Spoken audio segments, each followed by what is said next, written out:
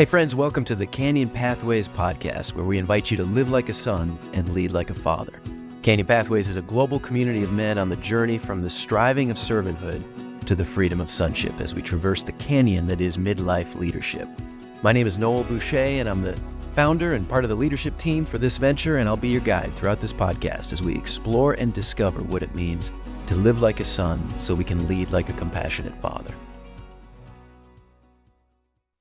Welcome to this episode of the CP Pod. Glad to be with you as always and share some thoughts on what we are discovering it really means to live like a son and lead like a father. We got two types of episodes here on the podcast. The first one is what we call a field note episode, such as this one, where we sit with one of our field note essays, which embodies, it focuses on a word, but we believe it embodies something bigger. The word embodies a concept that we believe is central to this journey into sonship, from living in the striving of servanthood to finding the restfulness and receiving of living like a son and heir of God. And second type of episode is a conversation episode where we dig a little deeper into that concept through a conversation with a Canyon Pathways brother from somewhere around the world. So we got one coming up on the heels of this field note episode. We'll have a conversation with Luke Smith and Jacob Johnson, two incredible friends, incredible brothers, leaders in their own spheres, and eager for that conversation to unpack a little bit further, not just Jacob's story, but also a little bit more about this field note, which is focusing on intentional, the word intentional. So that's what we're looking at today, to be intentional. A couple thoughts just leading into it. It's an interesting concept. It's kind of, it's like anything. We say it and we can kind of nod our head to it without, well, of course I want to be intentional, or I want intentionality around me, or I need from others intentional vision, guidance, leadership, performance, execution, relationship. We can kind of nod to that. But why? Why is intentionality important? Why is it desirable? Why is it something that we would put in that grouping of attributes that we want to exhibit, that we want others to, and that we would deem important? So, because interesting word. And I think some of it, we'll get into this actually in the field note, but immediately what comes to mind is, well, what might be an antonym to intentional or intent? And, one we might throw in there that comes to my mind first is chaos, purposelessness. Things not making sense is inherently something we don't like in the beginning. The Spirit of God hovered over the waters over where there was chaos. It was without form, void, and humanity from time immemorial has looked for order, to create order, to sometimes control and dominate for the sake of what seems like the safety of order in the midst of the vicissitudes of life that induce so much anxiety around us, the uncertainty around us. We seem to think intentionality is the perhaps opposite of that, and the thing that we cherish in this chaotic, uncertain environment. And that has a certain appeal to us in midlife leadership. We are leading people in one way or another, no matter where we are in this journey through midlife, whether we're where we expected to be, beyond where we expected to be, or not where we hoped to be. We still have influence, and we still have a sphere of influence around us. And it feels good to say I'm intentional. I'm divining a way forward here. We're creating strategy and making strategic choices that is going to create a confidence that will move us forward. To some degree, that's what we are all about in our leadership roles. And so that might be a way we think about intentionality, but what if it's something different? What if to be intentional is not simply the opposite of waywardness and chaos and lack of vision? What if being intentional is not simply being strategic and setting clear objectives and key results and performance indicators and moving towards them? What if it's something different? What if it's something more relational than performance oriented? That's something that jumped out at me in the field note. That was a discovery I can't wait to share with you. So let's go right into it. Here's our field note on intentional. Intentional. Recently, the algorithm on my music streaming app pushed me Father of Mine by Everclear, a top 40 hit in the late 90s. I hadn't heard it in decades, so I took interest, digging both the nostalgia and new addition to my workout playlist. But then the lyrics hit me, and hit me hard, and they haven't stopped hitting as I've sat with them. In what is essentially an alt-rock exploration of the father wound, the autobiographical lyrics describe the loss after a father leaves. The song begins, "When I was still your golden boy, back before you went away," and crescendos into a spasm of existential pain with an oath to not repeat the cycle. In a reflection back to the day of blue skies and the sound of his father's voice, there is this statement on the impact of paternal presence. "You would take me to the movies, take me to the beach. You would take me to a place inside that's so hard to reach." At which point my eyes well up every time. What is it about a father's attention that brings so much contentment? Why is it that his simply being there can fill voids in the inner person? And why does his absence make one, as the song puts it, never safe, never sane, always weird inside, always lame? It's a great mystery, one that has persisted throughout the ages.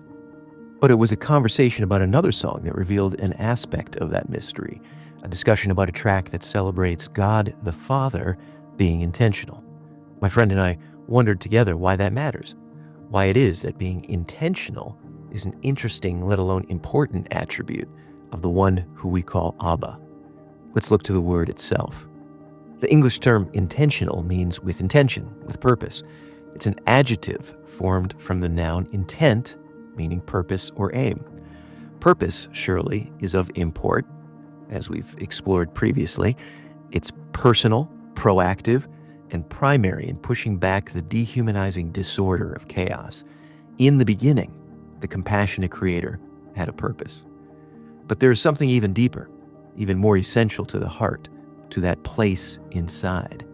Intent comes to us from the Latin intendere, meaning direct one's attention, but literally to stretch out, to strain, to reach toward with effort.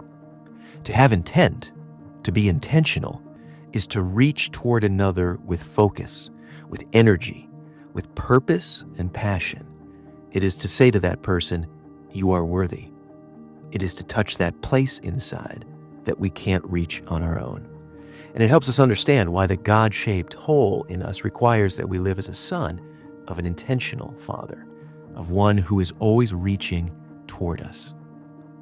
Indeed, when we live as sons, we experience the Almighty not as distant and high above, but as Abba, who is near and reaches toward us throughout the earth, invites us to reach and touch Him in return.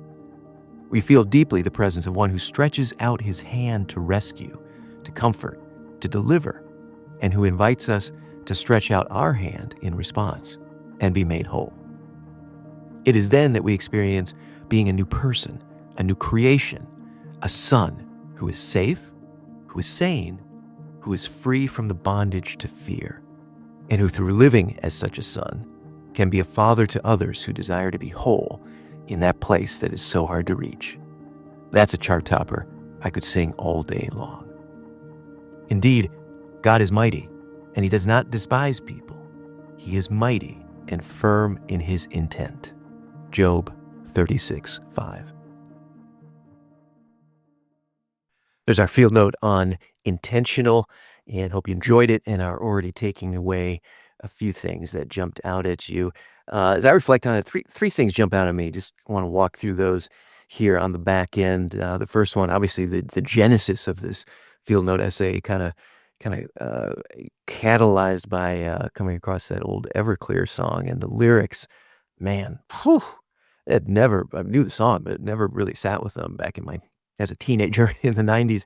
And now, as a father, now in midlife, now here in the Canyon Pathways community, boy, those songs were jumping out. And I think it's interesting because this is what really kind of sparked this idea of what is intentionality and why is it so important? Why does it have an impact on us, especially when we're young in that family of origin context? But those lines of, the father said, "You would take me to the movies, you would take me to the beach, you'd take me to that place inside that's so hard to reach," and that just floored me. But the thing I take away from that as I reflect on it in the CP context is that it is about motives, not methods. It's not the methods, it's the motives that matter in this. You would take me to the movies, you take me to the beach. There's all kinds of things that we try to check the box on, especially as fathers, but maybe also as spouses or as friends or as leaders, as employers, as managers. As influencers, we try to check the box. I got to do the right things. What are the right things I do? Well, you could take that child, you could take that son, that daughter, to the movies. You can take them to the beach, but guess what? That's just a method. That's just the means. Um, if the motive is not right, then we're just kind of wasting time. You see too many parents, especially nowadays. This didn't happen in the '90s in this way, at least. But now you go to the park and you got people bringing their kids there, and they're, as parents scrolling through their phones, and the kids are just kind of off. Well, that's not taking them to that place inside that's so hard to reach through quality time, through the effort to reach them, which we find as we dig into the word is so important. It's the motive. Am I really trying to be with you? Do I really want to know you? Am I really pursuing you by these investments of time? So that was the first thing for me, that this intent, that being intentional, that intentionality is not just doing the things. It's the reason for the things. It's the motive. Is it come from the heart, or is it just coming from the head saying, well, these are the things I ought to do to be a good dad, to be a good leader? Is I take you to the movies, take you to the beach? No, no, no.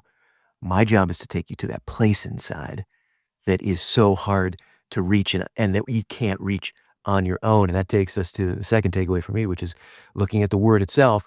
And what do we discover when we look at the word intentional? When we look at the word intent, we see purpose, we see aim, yes. But first, we see a literal, from the etymological history in the Latin, we see a stretching out, a straining, a reaching toward with effort. That's intent. That's being intentional. I am reaching toward whatever, towards that subject that I'm studying or applying myself to that mission, yes, to that endeavor that I'm involved with, but particularly with living, breathing human beings who are made in the image of God, made and created for relationship. If I'm not reaching toward them, then I'm not being intentional. No matter how well I've crafted the schedule this week to kind of time block and get that time for family dinners and get that time on the daddy-daughter date, taking my son out, spending time with my wife. If I'm not reaching toward in that, then I'm not being intentional. Honestly, I'm just playing around and checking boxes. That's what takes you to that place inside that's so hard to reach. That's what we maybe experienced in our own lives when we were young, those moments where we felt like mom, dad, coach, mentor, older sibling, younger sibling, friend was reaching toward me. We can remember those times in the midst of maybe the fog of all the many other moments where we weren't feeling reached toward, stretched toward. That's the essence of it. That's the essence of being intentional, is to be reaching towards someone. And so guess what? I might, as the song goes, take my son or daughter, for example, as a parent. I might take him to the movies. I might take him to the beach. But guess what? If they don't want to go to the movies, they don't like the movies, they don't like the theater, they want to stream something, guess what? They don't like the beach. They'd rather go shopping or have a meal downtown, or they'd rather go to the art museum. Then I'm not reaching toward them if I'm just picking the things. If I'm the one dictating and saying, I'm going to organize my schedule. Look, I'm carving out time for you, quality time. We're going to go do this thing. That's not reaching toward them. That's not being intentional, because I'm not looking into, what do you want? Where do you experience joy? How are you wired? How does your mind think? What brings joy and delight to your heart? That's the essence of being intentional. And that requires relationship, and it requires humility, and it requires love, which is setting aside my things, my desires for you, for the other. That's being intentional. That is baked into the word, and that opens up the discovery for us that as we look at our Father, this God who is creator, who is redeemer, who is king, uh, yet says, I am Father to you. That is the Father. He is intentional. He is reaching toward us. He is stretching toward us. In the beginning, he stretched out the heavens. Why? So that he could form image bearers, sons and daughters, to reach toward them. He says, all day long, I have reached out, stretched out to my people. I have engraved you on my hands. I am reaching toward you. I have come down incarnate, stretching towards you, to know you, to heal you, to save you. O Jerusalem, I'm reaching out to you. Would that you would turn to me, my people. And then he says to his people, to us as sons, reach towards me. Why? Because he's relational. I reach towards you. I want you to stretch out your hands towards me. Stretch out, reach out your heart and your mind to me. And he invites us. He says, cry out. Cry out. Psalm 144, stretch out your hand from on high. Oh God, you can do this. Call on me when you need me to stretch out towards you. When you're struggling with doubt. He says, Thomas, stretch out your hand. Put your fingers in the wounds. Don't be fearful. Don't be unbelieving, but believe in me. Need healing? Stretch out. He said, reach out your hand. And he was healed. This is what he's inviting us to do. He's a Father who reaches out towards us, stretches himself to the point of loving so much that he would come down and be rejected by his own people. Why? So that he could save us from death, resurrect us into life, that through a Son who is the first of many brothers, we too can taste life that we now have a glimpse of. Before the end of the age, we have a seal of the Spirit that is crying out, Abba, Father, in our hearts. And we can let our hearts reach out, stretch out to this Father, not in fear, because perfect love drives out fear. And we now know, when we accept it, that we are sons and heirs. We are the beloved. There's no fear. We don't have to be afraid anymore. Many of us grew up afraid of reaching out to that father, to that mother, to that figure. We don't have to be afraid. I can reach out because he is reaching out to me. And when I turn to him, he'll come and run out and meet me at a distance as I come back from the far country. Or if I'm working hard, I'm weary, I'm exhausted, I'm angry, I don't feel seen, I don't feel appreciated for all that I'm pouring out in the fields, he will come out. He will reach out to us and say, come inside. It's good, it's fitting that we rest, that you receive, that we celebrate. Because my son, all that I have is yours, and you are welcome at my table. Friends, hope you enjoyed this Field Note episode. Make sure to subscribe and check back so you get our next episode, which is going to be a conversation between Luke Smith and Jacob Johnson, two incredible Canyon Pathways brothers. It's going to be fantastic, looking deeper at this idea of being intentional, as well as digging into Jacob's personal story of life and leadership. Check out the show notes for links, as well as a PDF with discussion questions if you'd like to use this episode for personal reflection or in small group meetings. Again, subscribe so you catch all the episodes as they drop, as we continue to develop a language of sonship through the Canyon Pathways podcast. Thanks to the team at Maroon Harpoon for producing this episode, and to our donors who make this venture possible. And as always, thank you for being a part of this Canyon Pathways community as we together live like sons and lead like fathers.